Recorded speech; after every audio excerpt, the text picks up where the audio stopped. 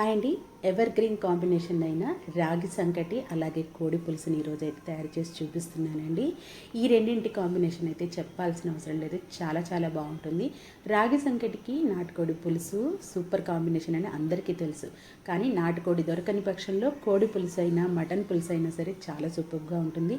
మరి నాన్ వెజే చెప్తున్నారు వెజ్లోకి అని అంటే పచ్చిమిర్చి పచ్చడి, ఏవైనా పులుసులు చాలా బాగుంటాయి. ఈ రాగి సంకటితో టమాటా పప్పుతో కూడా చాలా సూపర్గా ఉంటుంది.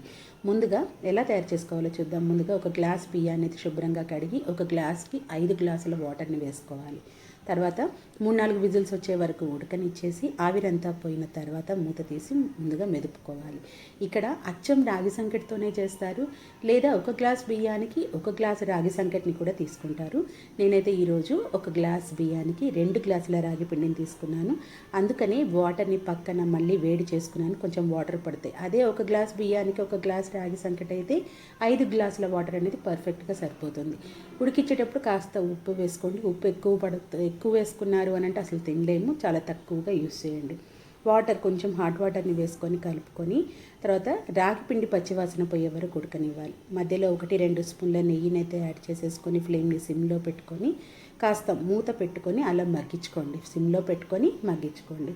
2 నిమిషాల తర్వాత ఒకసారి కలిపేసుకొని తీసేసుకున్నారు అంటే ఎంతో టేస్టీగా రాగి సంకటి రెడీ అయిపోతుంది. నెయ్యి మీరు చేసుకున్న కర్రీతో సర్వ్ చేసేయండి.